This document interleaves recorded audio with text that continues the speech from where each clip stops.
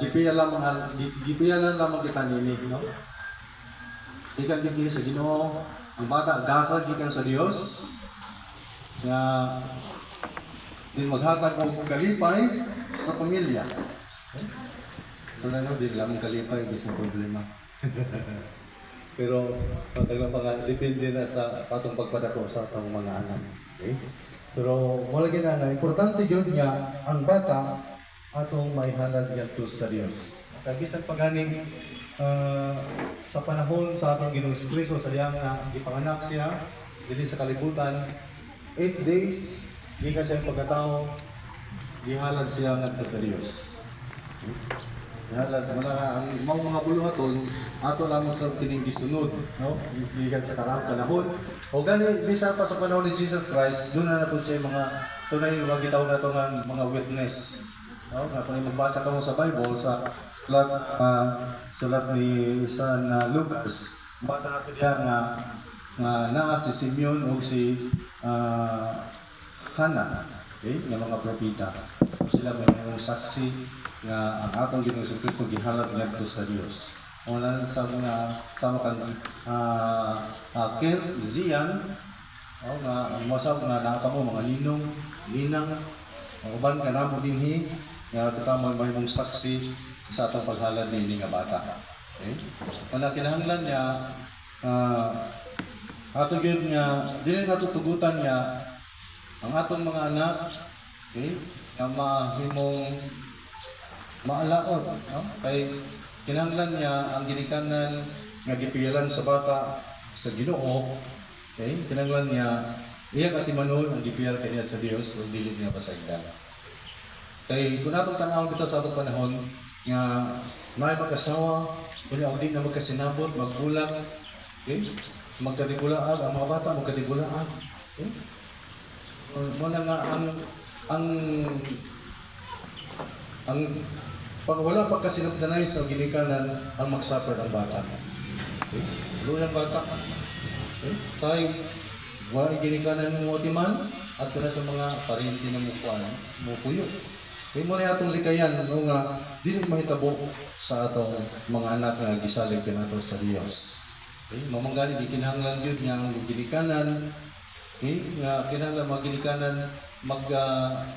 kanunay gyud niya duyog o makigrelasyon dia sa Dios aron nga ma-maintain ato ang pamilya nga lig-on. Okay? Kung kay gipiyal man kanato ang bata aron atong atimanon. Okay? Kita sa mamagani nga nangandoy kita nga makapantunda og pamilya kung kay gusto nato nga makabatong taog anak nga din ato maghatag ka ato kalipay. Okay? Maghatag ka ato kalipay. Kami sa among sa misis tayo po din muli ka anak kay sukat sa paggamin niyo mga 5 years. 5 years sana, alis nilang anak. Nakalabog kayo sa bawag sa mga diba? Naamo siguro, pero dili talaga nga dili pa plano sa Ginoo nga hatagan niya. Okay? Magpaabot na dyan. Muna nga, nanindot kayo ng natay anak. Di ba? Pero malagi na ako para panambagon sa mag-asawa. Okay, kaya hindi mo gikalikayan niya kung mag-asawa na ta. Hindi mong kalikayan na mga problema. Abot, no? At mga problema, mga mga instances nga halos hindi na magkasinabot ang mag-asawa. Okay? Na mo na nga usahay, dagan mga kaminyoon niya nabungkag tungod na ng mga problema. Okay? Pwede sa nang ihatag na namong among experience as a husband and wife. Nakanamo mag-asawa, alam ka ninyo, mag-asawa, saan ano rin talaga mo sa musang? Giza. Ay, dili na ng sang-sang kay bakok man na sa Tagalog. Giza. Huwag yung mga, ang yung mister si Kinsuji. Kinsuji. O Hapon. Hapon ang alam Kinsuji. Okay? Ako para panambagong Kinsuji ha. Dahil ano ta? Ken, pasagyo na sila di akin. Pero okay, sa mga importante mag-inikanan. Kay mga bata para ba mo? Una nga, pag mo lang tugod sa pamilya, wala nga paganda mo mga panambagon para nga mapagdako na ito ang bata na magiyahan ba sa Ginoo. Okay? Wala nga sa kaminyoon, bisan mo pang mga dato, maglalagyan mo mong pagkasala para maligan din ang iyong kaminyoon. Wala nga sa kaminyoon, Jisa o Kinsuji. Pagsunod mo. Sabi ko naman yan. Kinsuji.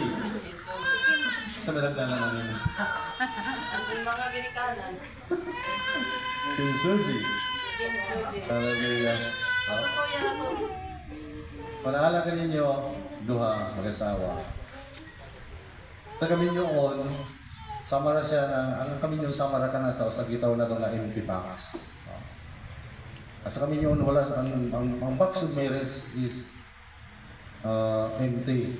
Sa kaminyoon, kamu duha mag-partner, mag-asawa, kamu ay magtabangay na magbutang, magpuno sa box of marriage sa tanang maayong butang.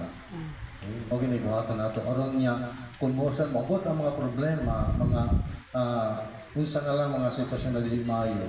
Tungod kay kanunay niyo gipuno ang box of marriage sa tanang maayong butang, dili gid mo dali nga magubang niyang pamilya. Tamo, lahat na mo sa mo kahimtang kaniadto, tinuod man kay bisan to mga Kristohano na di mo malalis nga na ang away, no? Hangtod na budisahit ka nga, hangtod na ang pinaka-decide na kidesisyon ko sa mahimo sa mga kasawa kung grabe na away, magbulag, di ba, no? Ang pagbulag, kung nasa iyo na kayo bang dito na magbulag ta, na mo yung mga anak, no? Kung nasa mo kaniadto, naggrabe na mong away nga murag nga naka-decide siya nga murag nga nag-misis na magbulag na lang ta.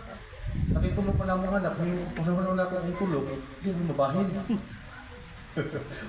Naggrabe na siya ka-serious. O sige, magbulag ta. Ako na akong serious gamay. O sige, magbulag ta. Bahin mga bata. Ako ang inahan. Ako man.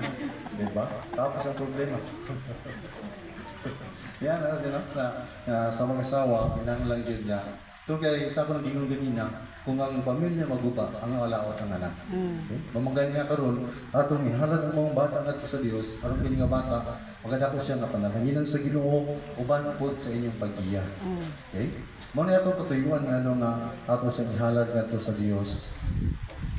Aron niya dili lamang siya hindi lamang na pagdako niya makailasa sa Dios kundi kini nga batang magadako nga nilandungan sa gahom sa Ginoo. Amen. Okay? Mo na yung pinaka-importante. Mo na nga hindi na kabuntagon. Okay? Nagtigom kita nining lugar sa kanang aron. Unas na pasalamatan nato ang Ginoo sa iyang gihatag nga panalangin. Kaya nga bata panalangin magikan sa langit. Jisa, Kinsuji, kanang bata gihatag sa Ginoo sa inyo, Ginoo niya panalangin kaninyo, no? Nga mga ginikanan. Okay? Nga kini si Kinsian atong ihalad ngadto sa Ginoo. Muna nga kita dinhi nagtigom aron kining bata ako nagiging na kumuda ko siya mailan niya ang atong Ginoo sa iyang kasing-kasing, sa tibok ng kasing-kasing. Okay? Kaya ang Diyos mismo ang nagsugos nga buhaton nato kini sumala sa atong iwasa kanina. Okay? Atong gisunod so walay pagduwa-duwa ang makatarunganong mandog sa atong Ginoo bisan gani ang atong Ginoong Hesus tibok kasing-kasing usab nga gihalad sa iyang mga may gumawong ginikanan sa 8 ka adlaw pa lamang siya. Busa usa ka dako o sagradong buhat ang paghalad sa usa ka bata ngadto sa Dios. Manang dili na nga kini nga buhat usa ka sa gitawag sa Biblia nga sagradong nga buhat ang paghalad ngadto sa Dios tungod kay ang atong halaran ini mao man ang atong tagya sa atong kinabuhi. Okay? Usa diri ta diri sa pudud diri mo do kay para